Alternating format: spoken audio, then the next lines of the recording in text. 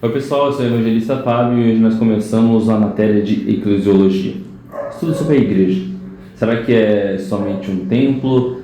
Será que nós viemos aqui somente para cultuar a Deus? Aqui é a casa de Deus?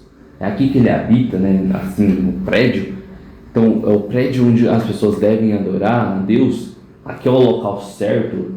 O que nós entendemos? Quais as perguntas que nós temos sobre a igreja?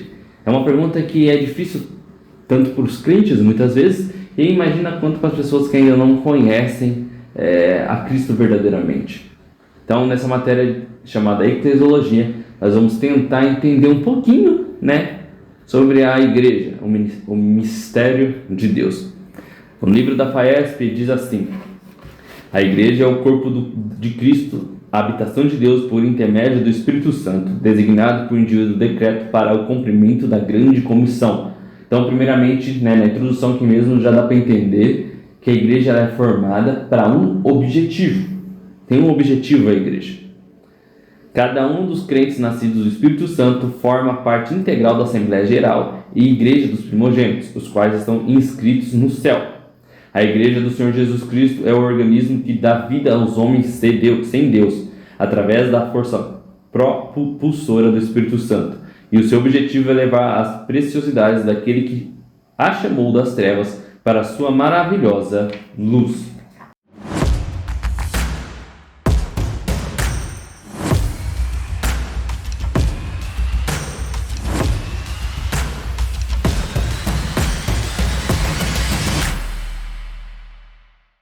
Eclesiologia, a doutrina da igreja. Eclesiologia é a doutrina da igreja. A expressão eclesiologia vem do grego eclésia, igreja, e logos, estudo. Então, estudo da igreja. Estudo, ciência ou discurso racional. É a ciência ou a doutrina da igreja. Na teologia sistemática, é a abordagem da igreja de Cristo, sua origem, missão, sacramentos, adoração, portanto, um tratado geral sobre igreja. A palavra igreja é eclésia, que significa uma assembleia de chamados para fora. De acordo com a palavra mesmo emprestada do grego, eclésia, chamados para fora. Então a igreja é os chamados para fora, a assembleia de chamados para fora. O termo aplica-se a todo o corpo de cristão em uma cidade. A gente vai ver lá em Atos 11, 22, 13 e 1. Uma congregação, também lá em 1 Coríntios 14, 19, 35, Romanos 16, 5. Todo o corpo de crentes, lá em Efésios 5, 20, 32. Em sua abordagem genérica ou primária, este vocábulo era usado para designar uma assembleia ou congregação que fosse convocada para diversos propósitos. Então, no seu significado original, na época, aqui na época do Novo Testamento, era usada para reuniões em si que tinha algum propósito, seja para votação, para conversa de um grupo, um partido e assim por diante. Cristo utiliza dessa palavra para trazer o seu grupo, a sua igreja, ele fala minha igreja, e traz também um propósito para a sua igreja. Refere-se ainda aos que são chamados dentro de uma determinada comunidade a fim de obedecer aos princípios de Cristo. Então, aqueles que são chamados dentro de uma comunidade. Então, eu e você fazemos parte de uma comunidade. Existem outras pessoas de todas as nações, de todos os povos, que fazem parte de uma comunidade, que são chamados para sair, de dentro de onde elas estão, dessa comunidade, desse grupo que elas estão, para fazer parte de outro grupo, para tratar outro propósito, que a gente está tratando aqui há muito tempo, que é o propósito de estabelecer o reino de Deus e pregar o reino de Deus, mostrar, trazer as boas novas. Eclésia. Eclésia significa uma reunião de pessoas. O termo é derivado de duas palavras gregas. Ek, que significa fora de, e kaleo, significa chamar. Originalmente, os chamados para fora constituíam um grupo de legisladores da República Grega. Quando nós nos referimos a uma sessão da Assembleia Estadual, estamos usando a palavra Assembleia, exatamente como os gregos empregavam. Essa palavra ocorre 114 vezes no Novo Testamento, com 4 exceções no livro de Atos e 1 no livro de Hebreus. É sempre traduzido como igrejas ou igreja. Há 2 passagens em que, por referência, no Antigo Testamento, que é Deuteronômio e Salmos, Deuteronômio 10:4 e Salmos 22:22. A palavra eclésia é traduzida pelo termo geral assembleia ou congregação. Deste modo, eclésia era a reunião ou ajuntamento do povo de Israel, era a congregação de Israel, entendida em seu sentido dinâmico como assembleia reunida. Então, nesses textos lá no Antigo Testamento, é usado o termo eclésia, observe bem, não pela língua original, do povo hebraico, ali em aramaico, mas quando a Bíblia foi traduzida, a Torá deles foi traduzida para a Septuaginta pelos gregos, para que aquele povo ali novo tivesse essa tradução, eles usaram a palavra eclésia para assembleia ou congregação, então a congregação dos santos e assim por diante. Nos tempos do Novo Testamento, quando Jesus aplicou a palavra eclésia para designar o corpo que ele iria formar, ele tomou de empréstimo seu sentido pelo menos em 2 fontes. O uso judeu da palavra no Antigo Testamento grego, a Septuaginta, onde se referia à congregação de Israel. O emprego da palavra grega para se referir a qualquer reunião de pessoas que fosse um corpo constituído, que fosse uma multidão desorganizada, que não fosse uma multidão desorganizada, mas algo organizado. Um exemplo do uso grego de eclésia é encontrado em Atos 19. Uns, pois, gritavam de forma, outros de outra, porque a assembleia eclésia caía em confusão, e na sua maior parte nem sabiam por que motivo estavam reunidos, a multidão, lá em Atos 19:32. Mas se alguma outra coisa pleteias, será decidida em assembleia regular. Então a eclésia geralmente é um grupo de pessoas que vão discutir algo da forma mais organizada possível. Então ele traz pessoas que entendem sobre aquilo que eles estão tratando e formam um grupo. Vai trazer pessoas desorganizadas que não querem participar assim por diante. Então Cristo ele traz a pessoas para a sua igreja, faz o chamado. Eu e você hoje em dia fazemos esse chamado para outras pessoas fazer parte desse grupo, chamados para fora de uma sociedade. Essa pessoa começa a conhecer as doutrinas, começa a conhecer a Bíblia, começa a conhecer a Deus, o Espírito Santo, Jesus, e agora ela faz parte do corpo eclesiástico, que a gente vai tratar aqui. Quando Jesus disse, sobre esta pedra edificarei a minha igreja, lá em Mateus 16:18, ele não deu ênfase à palavra a igreja, mas à palavra minha, que é diferente. Porque ele traz a eclésia, a igreja, ele vai citar esse grupo, essa assembleia, essa congregação, mas ele deixa bem a minha assembleia, a minha congregação, a minha igreja, porque existiam outros grupos por ali. Bom, a igreja é única, não por ser chamada igreja, mas sim por ser a assembleia dos crentes, que pertence a Jesus, que constituem o seu corpo. Então, quando a gente fala igreja, é que tem muitas pessoas que não conhecem esse termo. Então ela pode significar qualquer coisa, qualquer grupo, qualquer organização. Então Cristo ele deixa bem claro naquela época que essa igreja seria dele, para diferenciar de outras igrejas, de outros grupos, de outras assembleias, de outra eclésia, de outras pessoas, de outro grupo, outras organizações. Dá para entender dessa forma. Então, existem várias igrejas hoje em dia. Só que poucas são igrejas de Cristo. Poucas são chamadas de minha igreja por ele. Dá para entender, Igreja no Novo Testamento.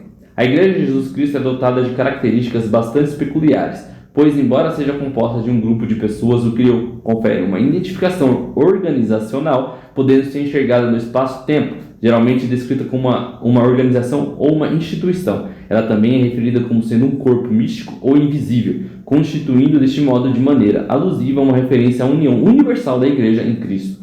A igreja possui esse aspecto dicotômico. Em sua existência, ela é uma realidade e, ao mesmo tempo, espiritual. Com base nessa característica dicotômica, disse que da igreja que ela é tanto visível bem como invisível, de onde emergem as expressões teológicas: igreja universal, invisível, e igreja local, visível. Vamos lá. Dicotômica. é algo que tem, como posso explicar? Ela pode ser dividida em dois, se for assim a forma mais fácil de explicar. Então, existe a igreja invisível e a igreja visível, numa igreja só. A igreja visível é a igreja do qual nós estamos, é a igreja onde eu estou hoje aqui fazendo esse vídeo. A casa, tem 4 paredes, né? Norte, sul, leste, oeste, assim por diante, o telhado, são formadas por pessoas, né? Fazem parte deste grupo. Tem o evangelista, tem o diácono, o presbítero, o pastor, os membros da igreja, o líder de jovens, das crianças, dos homens, das mulheres e assim por diante.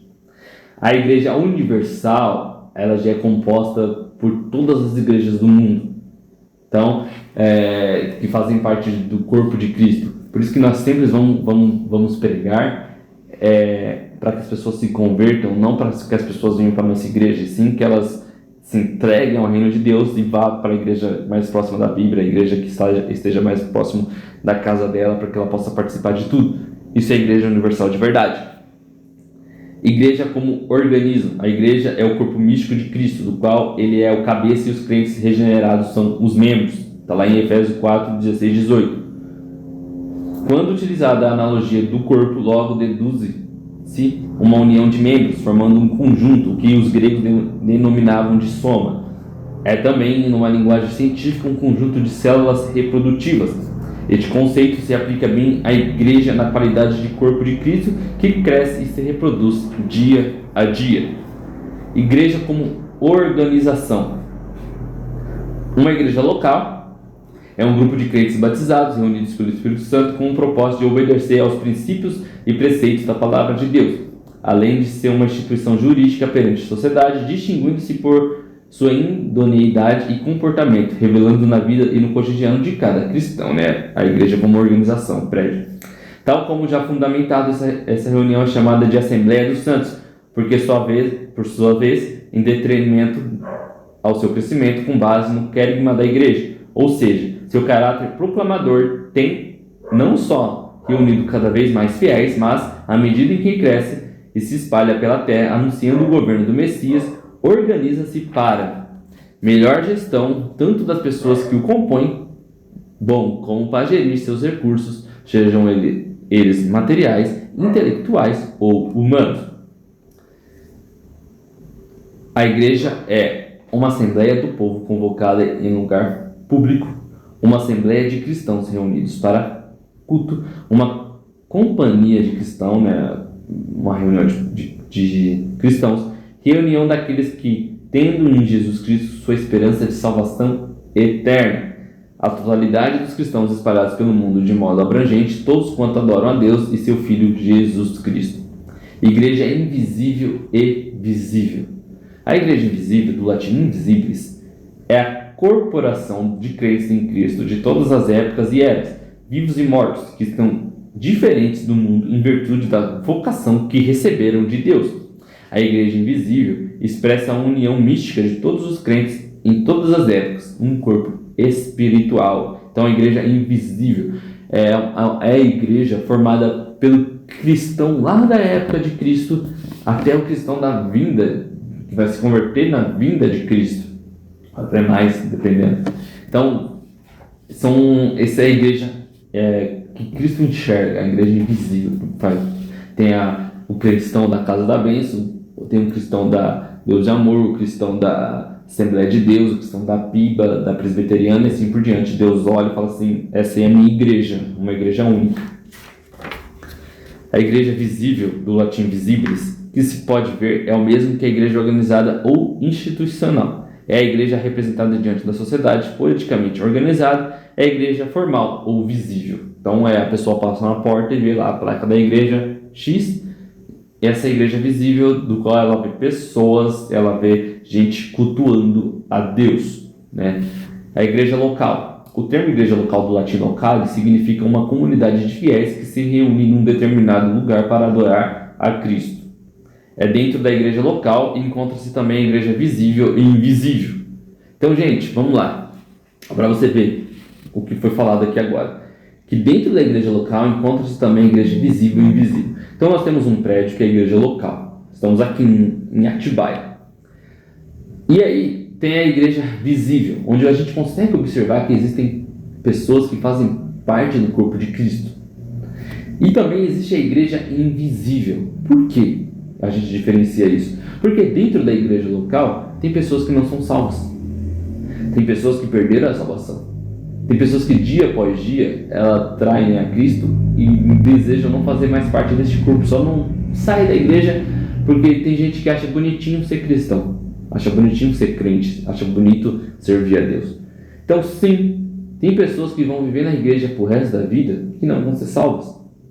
Que elas simplesmente desistiram, elas estão ali porque alguém gosta de ir, porque tem pessoas que forçam ela a ir, mas não vai ser salva. E Cristo lá de cima, Deus lá de cima, ele consegue viver na igreja invisível dele, que dentro da igreja tem gente que não faz parte do grupo dele, não faz parte da igreja, porque a pessoa simplesmente decidiu não querer mais fazer parte.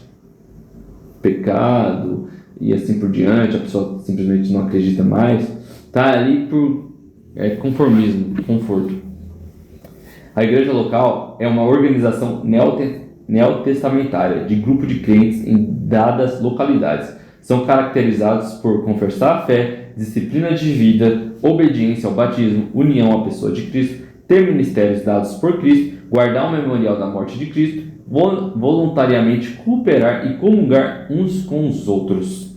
É isso. E aí a gente vai ver sobre símbolos e as metáforas da igreja, né, que a gente utiliza. O primeiro é a igreja como a família do Senhor. Jesus apresenta-nos a relação familiar ensinando a oração. Pai nosso que estás nos céus, lá em Mateus 6:9 e Lucas 11:12.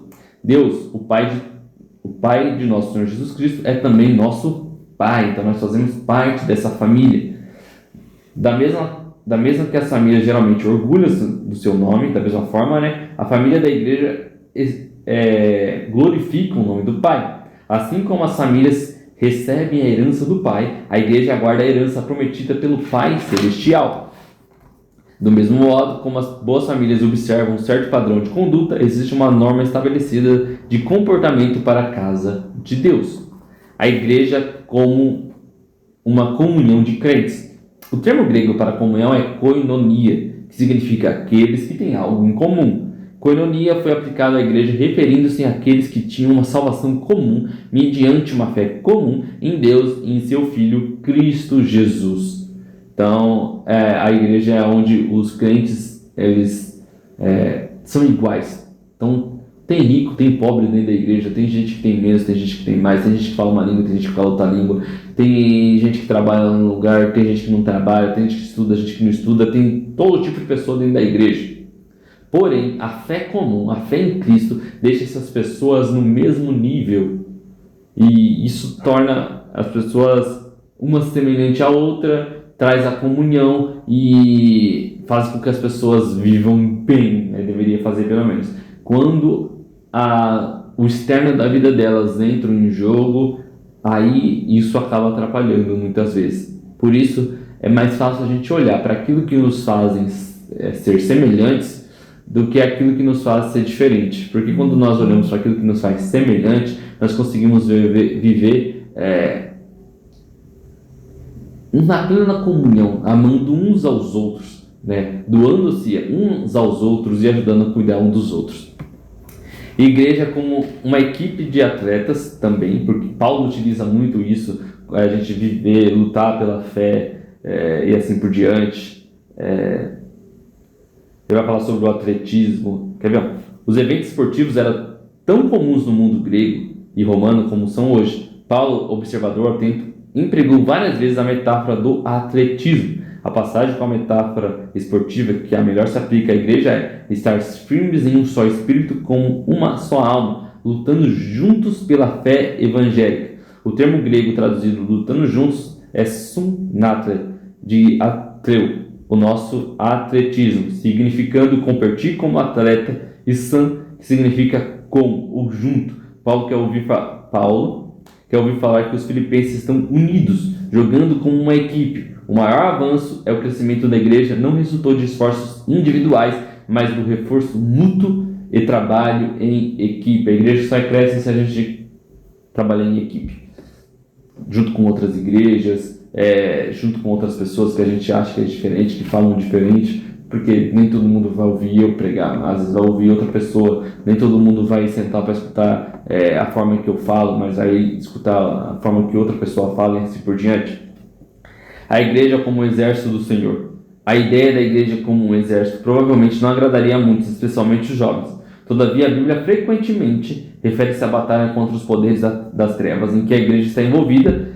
Parte de nossa versão, a metáfora militar, desaparece quando nos lembramos de que as armas da nossa milícia não são carnais, e sim poderosas em Deus, para destruir fortalezas, anulando sofismas, levando cativo todo o pensamento à obediência de Cristo. Lá em 2 Coríntios, capítulo 10, versículo 4 e 5. O crente também é exortado, revestivos de toda a armadura de Deus, para poder ficar firme contra as ciladas do diabo, porque a nossa luta não é contra o sangue, os dominadores deste mundo, não é contra o sangue e a carne, sim contra os principados e potestades, contra os dominadores deste mundo tenebroso, contra as formas espirituais do mal nas regiões celestes, Efésios 6, 11 e 12, contra as forças espirituais do mal nas regiões celestes. A igreja como rebanho do Senhor. A metáfora pastoral é muito conhecida, o líder da igreja é conhecido como pastor, e aqueles que estão sendo pastoreados são conhecidos como o rebanho, como ovelha. A gente vai ver isso lá no capítulo 10 de João, onde aparece 18 versículos falando que Cristo é o bom pastor e falando dos seus seguidores como ovelhas de seu rebanho. A igreja como escola de Deus. Jesus ele é chamado 50 vezes de mestre, do verbo professor. Ambos a palavra grega didakalos, do verbo didasco, que significa ensinar. E Rabi, os evangelhos têm muito mais a dizer sobre Jesus como professor do que como pregador. Fica claramente inferido que a igreja local deveria ser um lugar de ensino, para as pessoas conforme a grande comissão. Ide, portanto, fazer discípulos de todas as nações, batizando-os em nome do Pai, do Filho e do Espírito Santo, ensinando-os a guardar todas as coisas que vos tenho ordenado. E eis que estou convosco todos os dias até a consumação dos séculos. A gente vai encontrar isso lá em Mateus 28, versículos 19 e 20. Jesus usou dois termos diferentes para ensinar em sua comissão. O primeiro é mateteu, está lá em 28, 19, significando fazer discípulos. E o segundo, didasco, 28, 20, que é a palavra usada para ensinar. O termo enfático na comissão é fazer discípulos e ensinando são modos verbais subordinados ao verbo principal, fazer discípulos. Fazer discípulos envolvia tanto ensinar como pregar, havendo, porém, uma outra exigência, a saber levar os seguidores ao nível de discipulados que o professor tinha alcançado. Então, ensinar é o papel da igreja, é o papel meu e seu. Discipular, não somente ensinar algo e deixar as nuvens levar aquilo na mente da pessoa, mas mostrar que a gente sabe fazer e trazer aquela pessoa para o nosso nível espiritual, daquilo que você está hoje, Um cristão maduro, eu creio que você está assistindo um cristão maduro, você que também está assistindo que acabou de chegar, você também pode encontrar pessoas que já são maduras, que vai te ensinar a chegar num nível melhor, Vão te ensinar a combater os males da vida, aprender da palavra e assim por diante. A igreja como um mistério. Um dos conceitos mais fortes de Paulo sobre a igreja é que ela constituía um mistério. Deve ser notado que a Bíblia, a palavra mistério, tem um sentido diferente daquele que é dado hoje. Na Grécia Antiga, os mistérios eram segredos das religiões misteriosas, revelando apenas aos iniciados. O mistério de Deus são verdades que só podiam ser reconhecidas mediante a revelação divina sobre a redenção e a igreja. Eles são distintamente revelados aos crentes nas Escrituras. Um dos mistérios é a igreja, que não foi revelada no Antigo Testamento. Os profetas previram que Deus abençoaria os gentios.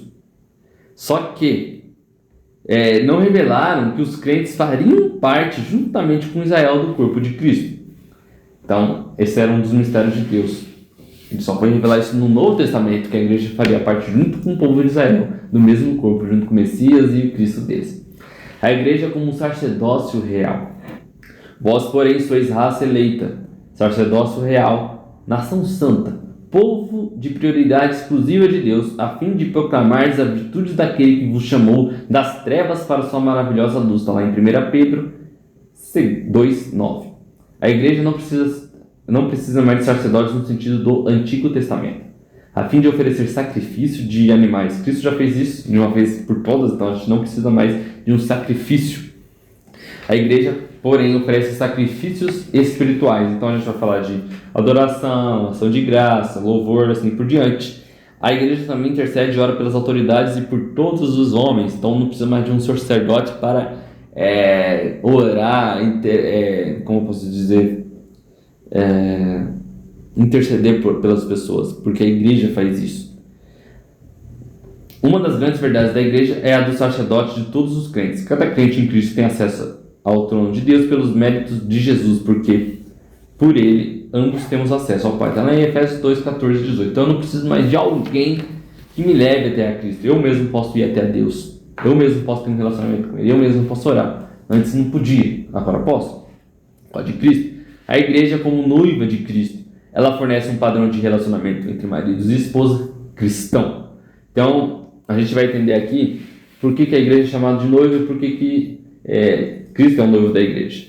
As esposas devem ser submissas ao seu marido, como a igreja se sujeita a Cristo, e os crentes uns aos outros. Isso não se deve ao fato de a mulher ser inferior ou menos digna ou capaz do que um homem. A responsabilidade pela liderança espiritual no lar deve ser do homem, né? Deve ser estabelecida, portanto, essa responsabilidade é designada ao marido, que desempenha com o apoio indispensável da esposa ou mãe, né? A mãe dos filhos, esposa e mãe.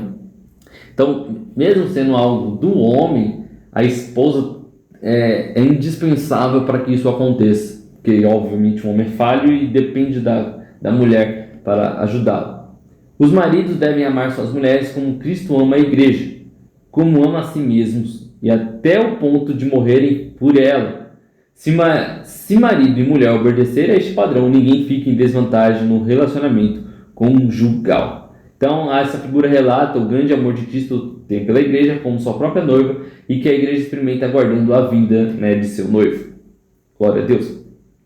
A igreja é como a embaixada do Senhor, né? Nós estamos aqui como embaixadores, proclamando o evangelho, proclamando o reino, fincando uma bandeira de que aqui agora tem um reino, que Deus pegou de volta o reino que nós tínhamos entregados a Satanás, ele pegou de volta, né? Paulo diz assim, Paulo se diz embaixador do Senhor. Sou embaixador em cadeias, lá em Efésios 6:20. Ele também incluiu crentes nesta embaixada, de sorte que somos embaixadores em nome de Cristo, lá em 2 Coríntios 5:20. Somos embaixadores de nosso rei, que nos envia numa missão divina de paz, da mesma forma que o embaixador entregava os termos de paz à parte de seu soberano. A igreja também anuncia ao mundo os termos de reconciliação com Deus, que são fé em Cristo e rendição a Ele como Senhor. Então, nosso papel é trazer a paz que Cristo nos deu para a igreja. Porque fomos, né, inimigos de Deus, e o mundo hoje é inimigo de Deus, e nós vamos trazer essa bandeira de paz, falando assim, o Senhor do qual vocês foram tão corruptos, são inimigos, está permitindo vocês estarem em paz com eles. É isso.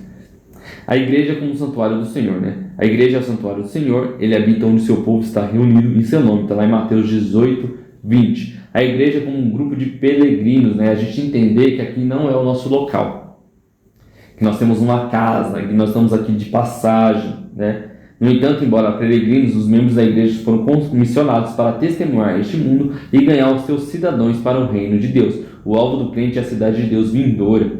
Não temos aqui cidade permanente, mas buscamos a que há de vir. A igreja como luz do mundo. No Sermão do Monte, Jesus diz, vós sois luz do mundo. Não se pode cidade edificada sobre um monte. A figura da igreja como luz sugere o seguinte, Mateus 5:14. Os crentes que são filhos da luz dão testemunho de Cristo, que é a verdadeira luz do mundo, João 8:12. Portanto, a luz do crente é uma luz refletida, como a da lua. Ele reflete a luz de Cristo. Efésios 5:14 diz, Cristo te iluminará, literalmente brilhará sobre você. O livro de Apocalipse chama as igrejas locais de candeeiros, Apocalipse 1:20. Não importa quão abençoados seja ministrar uns aos outros, os crentes devem não devem esquecer que sua missão principal é iluminar a escuridão do mundo. Está lá em Mateus 5:16. Então, gente, beleza, é importantíssimo a gente estar aqui na casa do Senhor, o pessoal pregar pra gente, a gente chamar pregadores, nós irmos na igreja das outras pessoas pregar para elas, pregar uns para os outros, ensinar uns aos outros, Só que a nossa missão é influenciar o mundo. Essa é a verdade. É iluminar o mundo, não iluminar a igreja. Simples. Senão a gente vai viver dentro de um local iluminado enquanto a escuridão está densa em volta da igreja. E essa não é a nossa missão. Igreja como sal da terra. Qual o sentido das palavras de Jesus quando disse: vós sois o sal da terra? O sal preserva. Então a terra ela só não é mais corrupta do que a gente está vendo agora, porque a igreja consegue preservar isso, né? Obviamente com todo o poder do Espírito Santo influenciando a igreja. Porque se a igreja não estivesse aqui, estaria muito pior. O sal impede a corrupção. Você consegue ver o quanto a terra é corrupta, né? As pessoas são corruptas? E elas seriam muito mais se a igreja não estivesse aqui, se nós não estivéssemos aqui para ser influenciado pelo Espírito. As pessoas não são tão corruptas porque a gente deixa muitas vezes de fazer o nosso papel como igreja, como pessoas que deveriam influenciar as outras a não fazerem as coisas erradas. O sal dá ânimo e sabor. Você vê um pouco da alegria que existe de verdade no mundo, é porque a igreja ainda consegue fazer com que as pessoas sejam felizes e alegres, pregando uma mensagem boa de que há um Deus que entregou seu Filho único para que morresse por todos e trouxesse vida eterna para eles. Então a igreja proporciona um ambiente e sabor distintos, né? Bom de se viver. Diferente, né? Obviamente que se a gente fosse açúcar do mundo, o sabor deve ser importante no símbolo, pois os crentes são advertidos a não perder o seu sabor, para que o sal não seja jogado fora e pisado pelos homens, né? Então se a gente for um sal que não consegue influenciar o local, trazer ânimo e sabor para a terra, nós seríamos pisados pelo mundo. Está lá em Mateus 5,13. Então, por isso que a gente... Imagina o Brasil. A palavra fala que se a gente faz a diferença, nós seríamos perseguidos. No Brasil, nós não somos perseguidos. Porque a gente não faz a diferença alguma. A gente não machuca, a gente não prega a palavra de verdade, a gente não faz nada. Então, os líderes que estão lá em cima, as pessoas que a gente deveria influenciar a virem para o reino, não se sentem incomodados com aquilo que a gente fala, com aquilo que nós pregamos. E aí a gente fica em paz e, somos pisados e jogados fora. Porque a igreja não influencia em nada. Não está influenciando nada, pelo menos aqui onde nós estamos, né, no Brasilzão.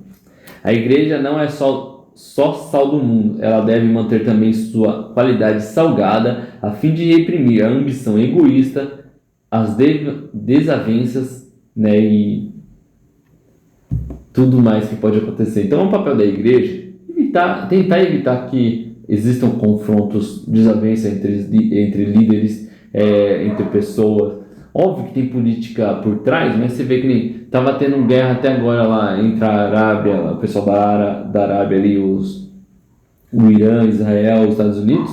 O Papa foi lá e pediu para que a guerra parasse. Óbvio que todo mundo quer que a guerra parasse, mas é papel da igreja, sim, tentar interagir para que os conflitos não existem, não venham existir, acabar com as desavenças e ambições egoístas, porque muitas dessas guerras são ambições egoístas.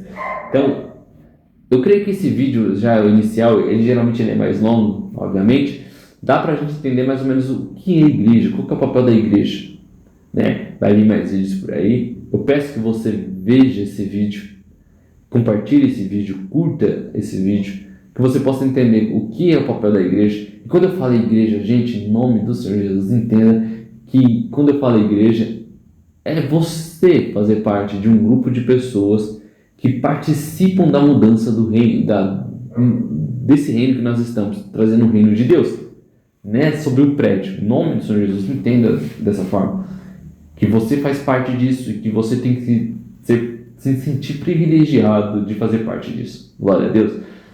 Te convido a fazer parte dessa comunidade, essa eclésia dessa eclésia visível do qual nós fazemos parte, da igreja local, aqui em Atibaia, Rua Sebastião Garcia Gimenez, número 55. Venha fazer parte junto conosco, venha nos visitar. Em nome do Senhor Jesus, eu agradeço a oportunidade e até mais.